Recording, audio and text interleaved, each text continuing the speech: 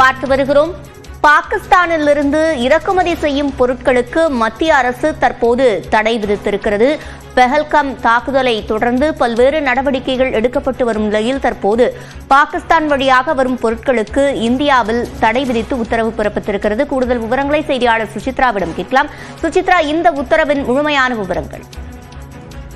பாகிஸ்தானில் இருந்து நேரடியாகவோ அல்லது மூன்றாவது நாடுகள் வழியாகவோ இந்தியாவிற்கு இறக்குமதி அல்லது டிரான்சிட் என்ற அடிப்படையில் வரும் பொருட்கள் மீதான ஒரு தடையை தற்பொழுது வர்த்தகத்திற்கு தற்பொழுது மத்திய அரசாங்கமானது விதித்திருக்கிறது. மிக முக்கியமாக பெஹல்காம் தாக்குதலுடைய தொடர்ச்சியாக பல்வேறு முடிவுகள் என்பது மத்திய அரசின் சார்பாக எடுக்கப்பட்டு வரும் நிலையில் தற்பொழுது வெளிநாட்டு வர்த்தக கொள்கையின் கீழ் இந்த ஒரு முடிவு என்பது எடுக்கப்பட்டுள்ளதாக மத்திய அரசு அதிகாரப்பூர்வமாக அறிவித்துள்ளது. மத்திய வர்த்தகத்துறை அமைச்சகம் வெளியிட்டுள்ள இந்த அறிக்கையை பொறுத்தளவில் நேரடியாகவோ அல்லது மறைமுகமாகவோ பாகிஸ்தானிலிருந்து இறக்குமதி அல்லது டிரான்சிட் என்ற பெயரில் வரும் பொருட்கள் அனைத்துமே இனி வராது என்ற ஒரு இறக்குமதி செய்யப்படாது என்ற ஒரு கருத்தை அவர்கள் அதிகாரப்பூர்வமாக அறிவித்துள்ளனர். குறிப்பாக பாகிஸ்தானில் இருந்து அங்கிருந்து வரப்படும் அந்த பொருட்கள் என்பது இந்தியாவிற்கு அனுமதி இல்லை என்ற ஒரு அறிவிப்பையும் இந்த கொள்கை முடிவுகளில் அவர்கள் அறிவித்துள்ளது மிக முக்கியமாக பார்க்கப்படுகிறது. பஹல்காம் தாக்குதலுடைய எதிரொலி ஒரு பகுதியாக இந்த ஒரு முடிவு எடுக்கப்பட்டுள்ளதாக மத்திய வர்த்தகத்துறை அமைச்சகமானது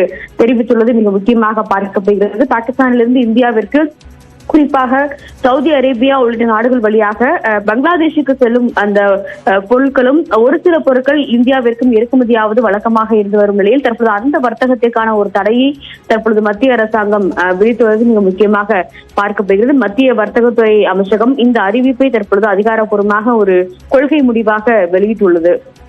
விவரங்களை வழங்கியமைக்கு நன்றி சுசித்ரா.